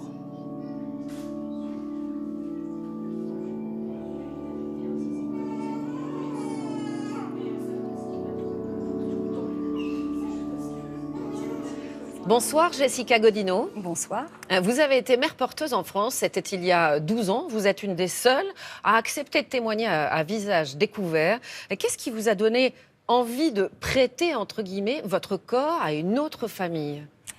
Alors l'idée est venue en fait d'une proche qui n'arrivait pas à avoir d'enfant. Donc j'avais pensé tout d'abord à un don d'ovocytes, puis après je me suis renseignée sur les mères porteuses. Mais en fait en famille c'est un peu compliqué, donc cette idée a commencé à germer à ce moment-là. Vous saviez que c'était illégal et ça ne vous a pas découragé? Non. Parce que j'ai fait un petit travail de fourmi bien avant, j'aime bien savoir où je vais. Donc je m'étais renseignée sur les méthodes justement utilisées dans d'autres pays que la France, où c'est légal, ainsi qu'au niveau du code civil et de la loi, pour que nous n'ayons rien à craindre en fait par rapport à ce que nous... Ça veut dire que l'insémination a eu lieu à l'étranger, ensuite votre grossesse a eu lieu en France. Comment vous vous êtes comporté? Est-ce que vous avez menti à vos proches, aux médecins?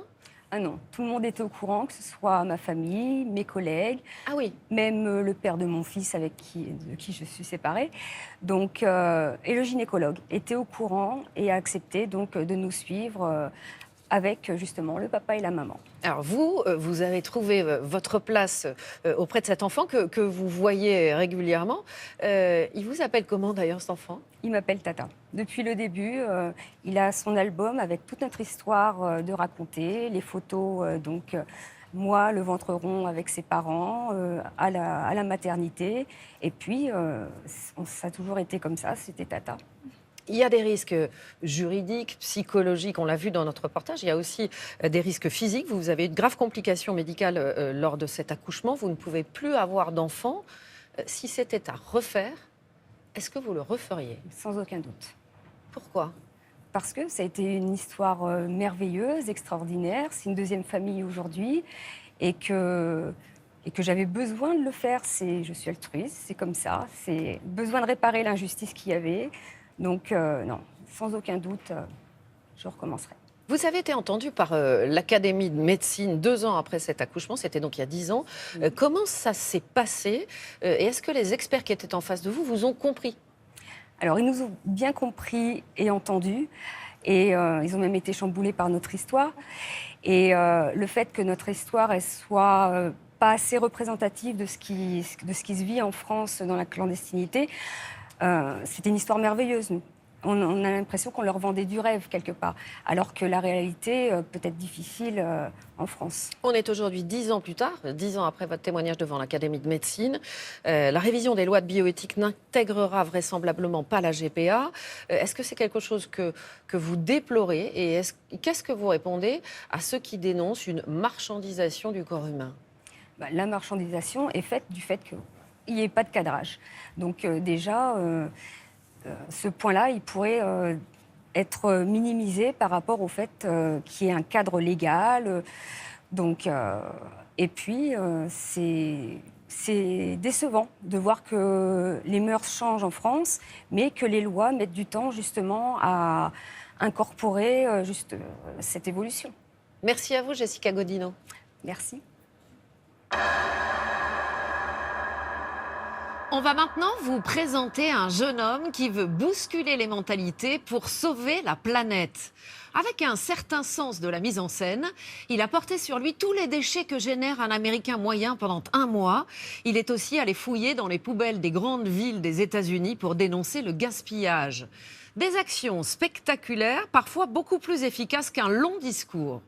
Aujourd'hui, Rob Greenfield, 32 ans, vient de se lancer un nouveau défi, ne plus rien acheter à manger dans les supermarchés, vivre uniquement de la cueillette et de la pêche. La drôle de vie de Mr Green, c'est un reportage signé Anouk Burel, Manon Heurtel et Mathilde Rougeron avec l'agence Babel.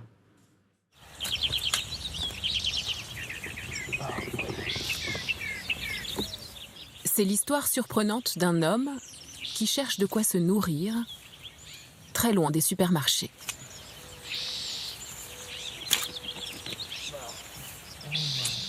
Oh mon Dieu! C'est sans doute le plus gros igname que j'ai trouvé. Si j'arrive à le sortir de là. Ce n'est pas très différent d'une pomme de terre.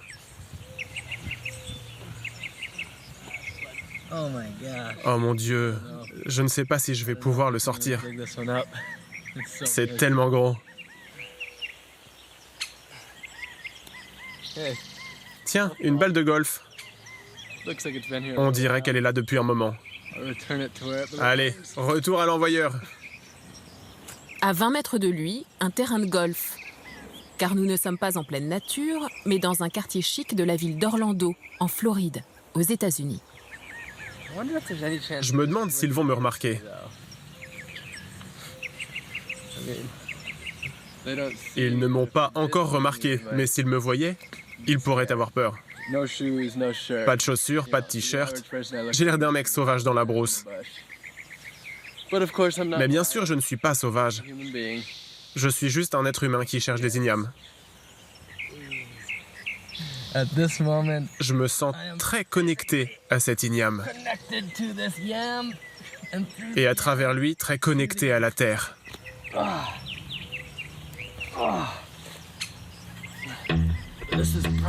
Ça fait au moins 10 kilos.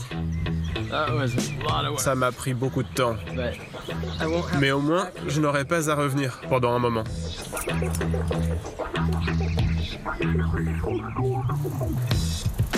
Cet homme, c'est Rob Greenfield. Son humilité et son humour inspirent des centaines de milliers de personnes sur Internet.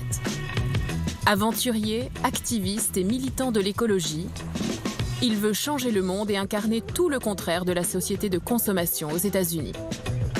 Une révolution verte. À 32 ans, il veut sauver la planète depuis son petit jardin avec des solutions simples et concrètes.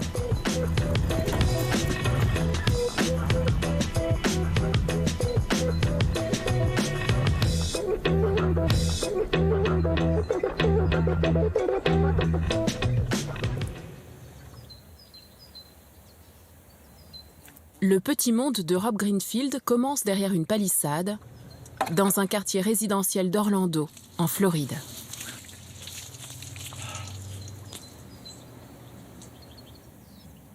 Il y a construit une petite maison en bois, 10 mètres carrés, l'espace d'un lit, un bureau, 2 étagères,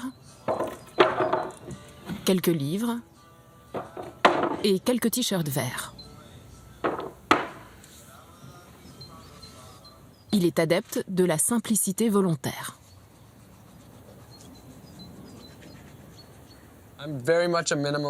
Je suis très minimaliste. J'aime que les choses restent simples. Et mes vêtements représentent cette idée. C'est se défaire de tout ce qui est superflu dans la vie, tout ce qui n'est pas nécessaire et qui ne m'est pas utile pour accomplir de grandes choses. Je veux simplifier ma vie pour faire ce que j'aime, au lieu de gagner de l'argent pour acheter des choses dont je n'ai pas besoin.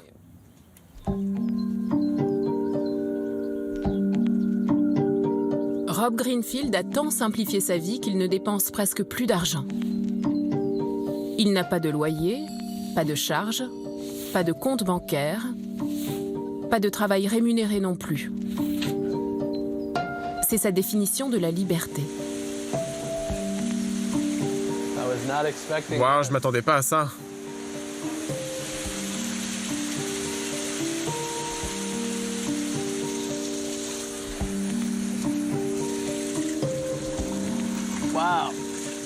Il se remplit en quelques secondes.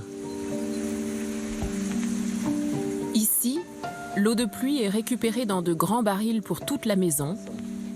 Chaque chose a une place et une fonction, et même les plantes ont du talent. Voilà mon papier toilette. Je n'ai pas acheté de papier toilette depuis 5 ans. C'est super doux. Et ça sent bon, un peu comme une herbe. Vivre simplement, c'est la seule manière de vivre pour moi. Si on m'offrait une villa, je n'irais pas. Ça ne me rendrait pas heureux. Je serais malheureux.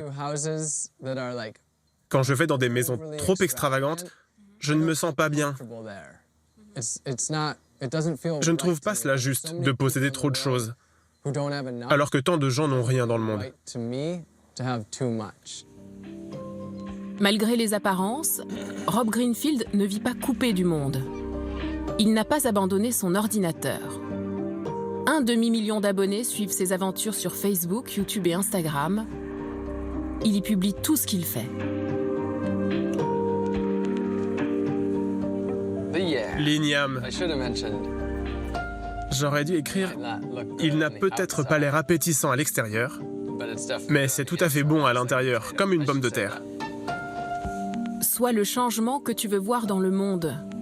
Cette phrase de Gandhi, collée sur son ordinateur, est le moteur de sa vie. Nous vivons dans un monde qui est très centré sur l'image, je crois. Que ce soit les photos ou les vidéos. Les gens ont tendance à comprendre les messages lorsqu'ils sont visuels. Ça fait clic dans leur esprit. Ma campagne la plus réussie dans ce sens-là, c'était Trash Me. Il y a 3 ans, Rob Greenfield s'était fait connaître à travers cette vidéo étonnante. Il avait porté sur lui tous les déchets générés par un Américain moyen pendant 1 mois à New York. 2 kilos de déchets par jour et par personne, il a fait de ce chiffre une image forte. Pourquoi je fais cela? Parce que les déchets, on n'y pense jamais, on ne les voit jamais. On jette tout dans des poubelles et on n'y pense plus. Et moi, je veux savoir de quoi j'aurais l'air si je portais sur moi tous les déchets que je crée pendant 1 mois. Dans Trash Me, je marchais dans les rues de New York avec des déchets sur moi. Et j'ai vu que les gens soudain comprenaient, comme si des petites lumières s'allumaient dans leur tête et qu'ils se disaient « Waouh, je n'avais jamais vu ça comme ça, je comprends maintenant ». Dans le même esprit, Rob Greenfield est allé plonger pendant des mois dans les poubelles des grandes villes américaines pour dénoncer le gaspillage alimentaire immense aux États-Unis. Et regardez le trésor qu'il y a dans cette poubelle. Des yaourts, du pain, du melon, du lait expiré hier, même des bouteilles d'eau, des sandwichs et toutes ces salades. Du super pain de la poubelle. Je vais passer une super soirée. Aux États-Unis, on jette la moitié de ce que l'on produit. La moitié. Et voici un exemple de ce qu'il retrouvait chaque jour dans des poubelles. Un Américain sur 7 ne mange pas à sa faim. Alors que la réalité, c'est que nous avons assez pour nourrir 2 fois la population américaine. Plonger là-dedans et trouver de la nourriture tout à fait consommable a permis aux gens de réaliser que, ok, voilà un sac de pommes et elles sont toutes bonnes. Voilà une dizaine d'œufs dont un seul est craqué. Voilà des boîtes et des boîtes de barres de céréales qui ont encore 30 jours avant d'être périmées. Et j'ai tout mis par terre dans des parcs publics pour en faire des grandes images et faire comprendre aux gens que nous avons un problème. Des photos et des vidéos qui ont été vues, partagées, commentées, imitées même partout dans le monde et qui lui donnent le sentiment d'être utile.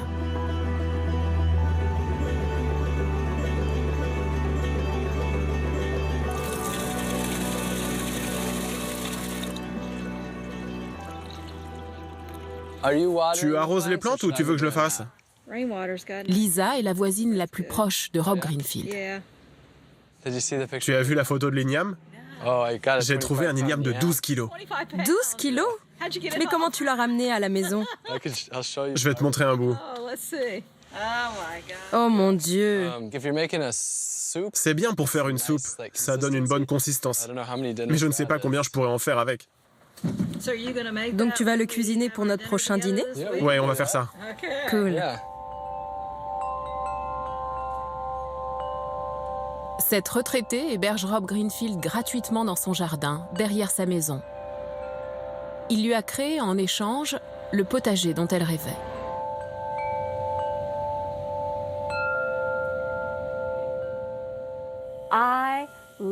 J'adore ce jardin. C'est un rêve qui se réalise. J'ai travaillé pour FedEx pendant 10 ans. J'étais devant un écran d'ordinateur toute la journée. Et la seule chose à laquelle je rêvais, c'était d'avoir un jardin. Je parle à mes plantes. Elles savent bien écouter. Je leur dis « Oh, tu es si jolie ». Est-ce que c'est un bon voisin? Oui, c'est un bon voisin. Il a très bon cœur. Sa réputation l'a précédé. Je le suivais déjà sur Facebook depuis un moment, avant qu'il n'emménage à Orlando. Je connaissais sa façon de porter l'attention sur la question des déchets, le fait de vivre en harmonie avec l'environnement. Donc lorsque j'ai appris qu'il emménageait ici, j'étais tellement heureuse de profiter de son énergie et de sa vision des choses à Orlando.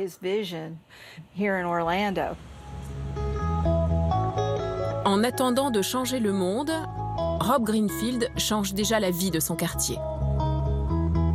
À Orlando, où il vit depuis 1 an à peine, il a offert 7 jardins potagers à des mères célibataires et planté une centaine d'arbres fruitiers communautaires avec des amis jardiniers. L'idée, c'est de créer une communauté, de rapprocher les gens. Ce n'est pas moi, moi, moi et toi, toi, toi. Le but, c'est d'avancer ensemble. Il donne aussi des cours de jardinage gratuits à ses voisins. Voilà comment j'arrose pendant les premières semaines. L'idée étant de ne pas trop remuer la terre et risquer de déplacer les graines et de détruire les jeunes pousses. Vous avez des questions sur l'arrosage? Si l'eau de la ville est chlorée, on l'utilise quand même? Dans un monde idéal, je ne l'utiliserai pas, mais... Même quand on vient de planter? Oui.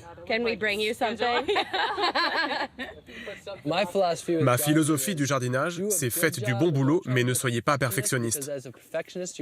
Sinon, vous allez perdre beaucoup de temps et vous allez être beaucoup trop stressé. Grâce à tous ces projets de jardinage, Bill, un cuisinier à la retraite, a retrouvé l'envie de sortir de chez lui. Je viens d'avoir 70 ans cette année. Et ici, il y a des gens qui ont 20, 30, 40 ans. On interagit, on cuisine tous ensemble, on fait plein de choses ensemble. Nous sommes une vraie communauté qui comprend tous les âges, tous les genres. Il y a même des enfants. C'est ce qui s'est perdu au cours des générations précédentes. Et on se rend compte maintenant, en étant tous ensemble, que c'est ce qui nous manquait. Même si elle n'a pas encore gagné l'Amérique, cette petite révolution verte est en train de changer le visage de ce quartier. Il y a tellement de gens qui sont en train de changer, qui se réveillent et qui m'envoient des messages en me disant « Continue, Rob, parce que tu m'as inspiré. Et grâce à toi, ma vie a changé. » C'est ça qui me donne la force de me lever le matin.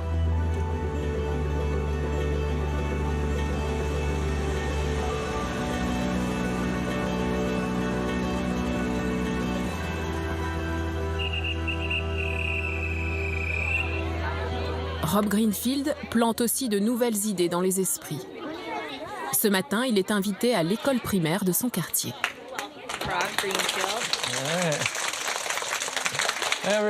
Salut tout le monde. Je suis content d'être là. Alors, vous avez quel âge? 9, 10 ans? J'avais à peu près votre âge sur cette photo. Et à cette époque, j'adorais être dehors. J'étais passionné par la nature, j'aimais tous les animaux.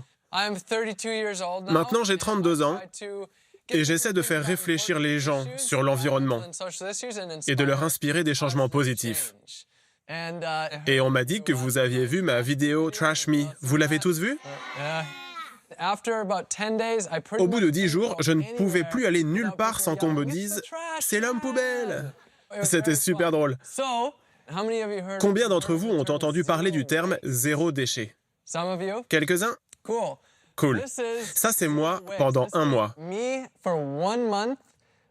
Quand je vivais ma vie habituelle en essayant de créer le moins de déchets possible. Et là, c'est quand j'ai vécu comme un Américain moyen pendant 1 mois. Qui peut voir la différence? C'est flagrant, non? Je veux vous montrer 2 autres photos de mon copain du Texas. Il est en primaire et il a décidé de faire l'homme poubelle dans son école. Ça, c'est lui après 2 semaines avec les déchets qu'il a créés. Et là, c'est lui après 2 semaines de 0 déchet. Levez la main si vous pensez à un changement positif que vous voudriez faire. Cool. Qui veut partager cela avec nous?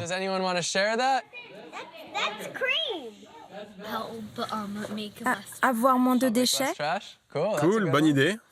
Nettoyer tous les déchets sur la Terre. Nettoyer tous les déchets sur la Terre, ça c'est bien. Mais en attendant, tu peux déjà commencer autour de toi, parce qu'il faut bien commencer quelque part. Donc pour ceux qui n'ont pas levé la main, votre travail, c'est de réfléchir à un changement positif que vous pourriez faire. Par exemple, avoir une bouteille d'eau réutilisable, manger moins de choses emballées, ou prendre plus souvent votre vélo. Ça peut vous paraître difficile parce que vous êtes jeune, mais en réalité, les adultes écoutent vraiment les enfants lorsqu'ils parlent de cela.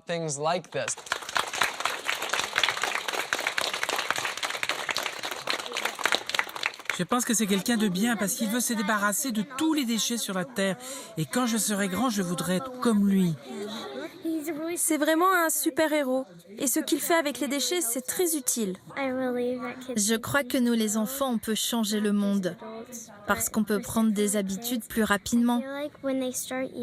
C'est plus facile que pour les adultes. Et la discussion continue. Moi aussi, je veux faire Trash Me. Ok, si tu le fais, je te soutiendrai.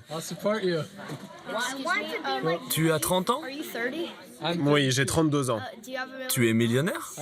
Non, je n'ai que 1 000 $. J'ai promis de ne pas être millionnaire.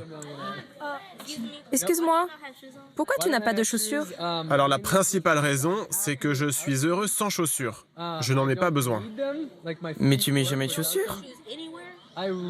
J'en porte rarement. Quand je vais dans le Wisconsin et qu'il gèle, oui, je mets des chaussures. Je crois que mon copain et moi, on va arrêter de porter des chaussures. Cool, vous me direz comment ça se passe.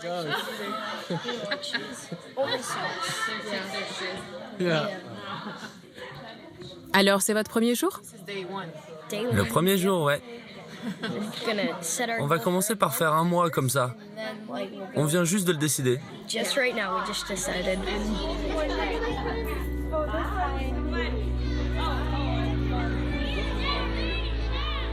L'éducation à l'écologie. Un sujet captivant pour tous ces enfants qui grandissent loin de la campagne, dans des grandes villes américaines.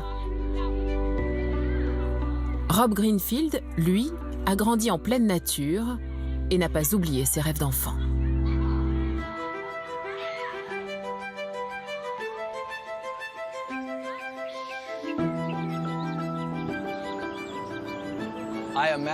Quand je pense au petit garçon que j'étais, s'il me voyait aujourd'hui à 32 ans, je peux dire avec certitude qu'il serait extrêmement fier. Il n'aurait jamais pu imaginer l'homme qu'il deviendrait. Il a passé son enfance près des grands lacs du nord des États-Unis, dans le Wisconsin, à l'autre bout du pays.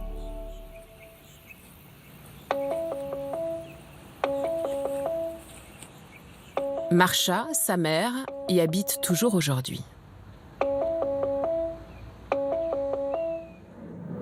Et ça marche.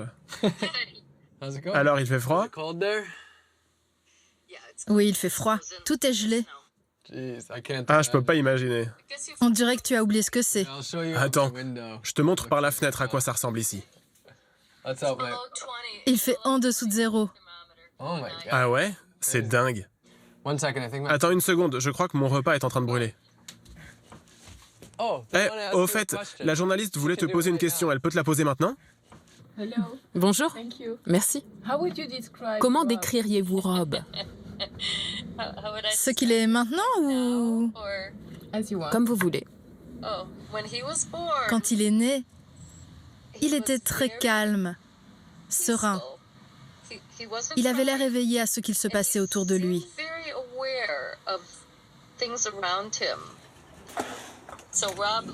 Rob aimait tellement aller pêcher et être dehors qu'il avait installé une tente sur le lac gelé, qu'il laissait toute la nuit. Et il se réveillait le matin avant d'aller à l'école pour aller y pêcher. Je trouvais cela plutôt aventureux et courageux. Je n'avais jamais vu personne d'autre faire cela. Robin Greenfield est né dans les années 80 dans une famille hippie. Une enfance très proche de la nature, mais aussi très différente de celle de ses amis américains. J'ai grandi dans une famille très modeste. Nous étions 4 enfants avec ma mère dans un 2 pièces. Et j'avais honte de qui j'étais. Honte d'être pauvre, en fait. Et donc j'étais accroché au rêve américain. Une grande maison, une super voiture, une famille normale avec une mère, un père et des enfants. Et pendant très longtemps, je pensais que c'est ce que je voulais. Je voulais être un millionnaire parce que je pensais que c'était cela le succès. Et plus je me concentrais sur le fait d'être millionnaire, sur ce rêve américain, plus je perdais l'esprit de mon enfance, qui était d'aimer la terre, la nature, de ne pas lui faire de mal, de la protéger au contraire. Et je me suis rendu compte qu'il fallait que je change totalement ma vie.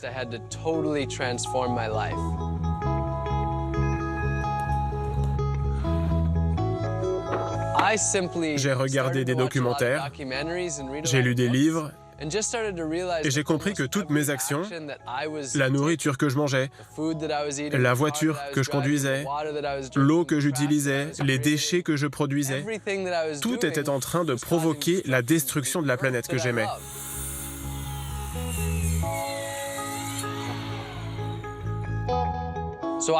Alors j'ai décidé de changer ma vie, étape par étape. J'ai fait une longue liste de ce que je voulais changer. Je l'ai accroché dans ma cuisine, où je pouvais la voir tous les jours. Et mon but était de faire un changement positif par semaine. Et c'est ce que j'ai fait. Cela fait 7 ans que Rob Greenfield se lance des défis de plus en plus grands. 4, 5, 6, 12, 13, 14... Et ce jour-là, il est sur le point de commencer la nouvelle grande aventure de sa vie.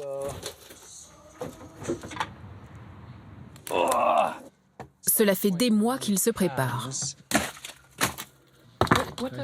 Qu'est-ce que vous faites? Je compte le poids exact de nourriture que j'ai. J'ai des mangues, beaucoup de mangues, quelques avocats, pas beaucoup, des petits piments du jardin, des graines de citrouille, un pot de miel et plein de citrouilles. Il n'y a rien qui vienne des supermarchés ici. Tout ce qu'il y a, je l'ai fait pousser dans mon jardin ou je l'ai glané dans la nature, dans des espaces publics ou dans des parcs. Il veut passer 1 an sans rien acheter à manger et se nourrir exclusivement d'aliments qu'il récolte dans son potager et qu'il glane dans la nature. C'est l'heure de dire adieu à tout ce qui provient des magasins. Ok, alors, tout cela doit partir parce que tout cela vient des épiceries. Le riz, les lentilles, l'huile d'olive, ça va faire mal. Les raisins secs.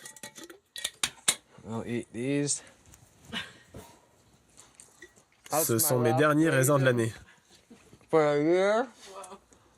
À moins que j'arrive à en faire moi-même.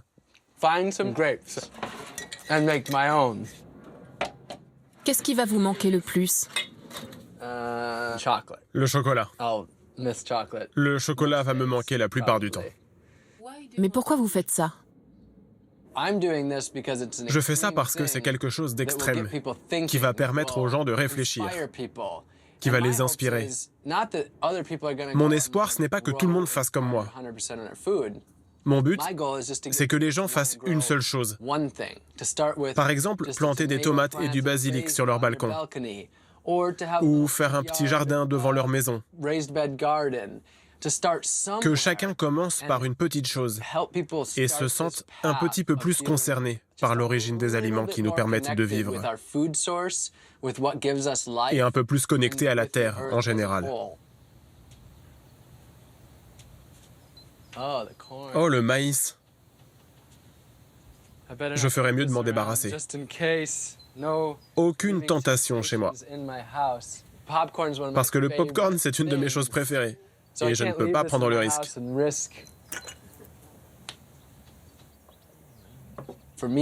Pour moi, c'est une expérience humaine profonde. De voir si c'est encore possible, dans une grande ville, au milieu de toute l'agitation urbaine, de vivre de la terre. Un défi extrême, mais qui a beaucoup de sens pour lui. Sa voisine Lisa le soutient et semble inspirée par cette nouvelle aventure. Je comprends tout à fait. Vous savez, quand le balancier penche trop d'un côté, comme c'est le cas pour notre société en ce moment, où nous sommes tellement rivés sur la consommation, en créant tellement de déchets, avec 40% de notre nourriture qui est gaspillée. Donc parfois, pour faire pencher la balance, il faut faire l'extrême inverse.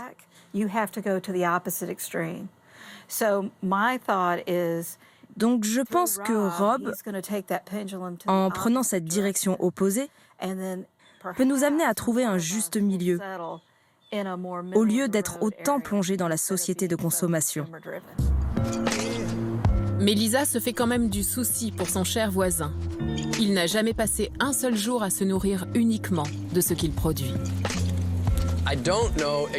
Je ne sais pas exactement ce que je vais manger la semaine prochaine, le mois prochain. C'est un mystère qui reste entier. Ça va être difficile mentalement et physiquement éprouvant.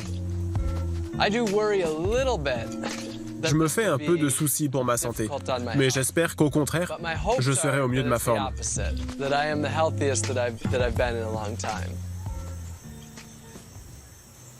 Je ne peux pas abandonner. Je n'ai pas le choix.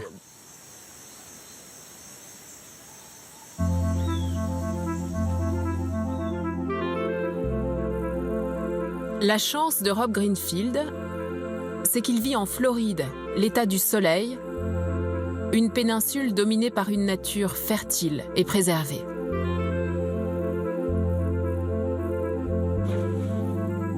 Son retour à la nature commence donc par une journée de pêche dans une rivière avec l'un de ses amis, Terry.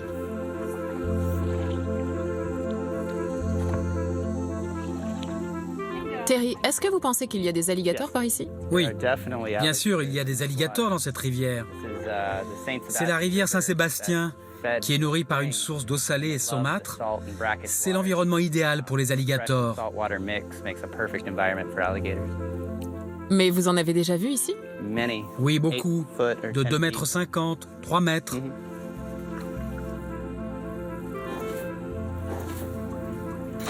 Oh, ça m'a l'air bien tout ça.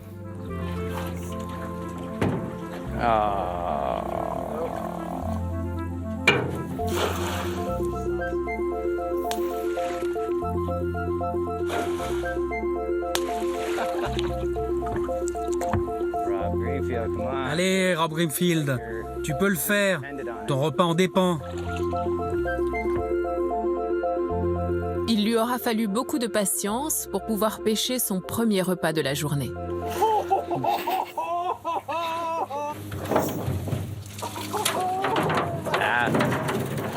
Bien joué.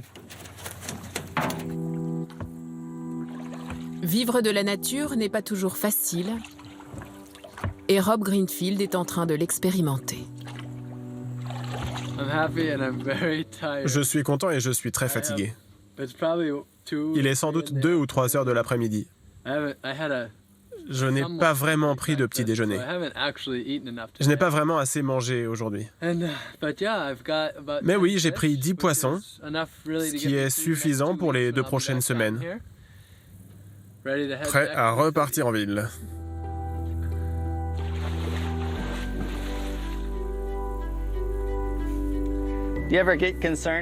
Dis donc, ça ne te dérange pas d'avoir du sang de poisson et d'aller te baigner avec des alligators? J'y pense, mais je crois qu'il n'y a pas de quoi s'inquiéter. Il y a vraiment peu de risques. Si je me fais manger par un alligator, au moins j'aurai une belle vie. Une très belle vie.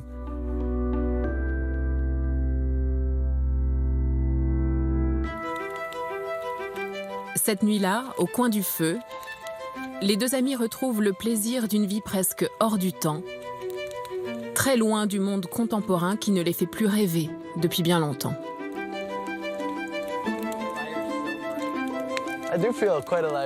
Je me sens vivant ce soir. Je veux dire, faire du canoë, pêcher des poissons, les faire griller au feu de bois, contempler les étoiles au-dessus de la tête, ça me rend très vivant.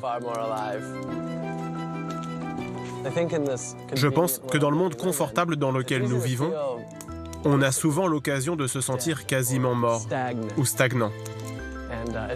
Les aventures, c'est ça qui rend la vie plus intense.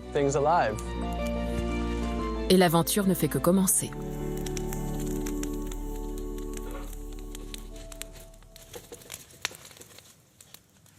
C'est la fin de ce nouveau numéro d'Envoyé spécial. Merci de nous suivre ici et sur les réseaux sociaux.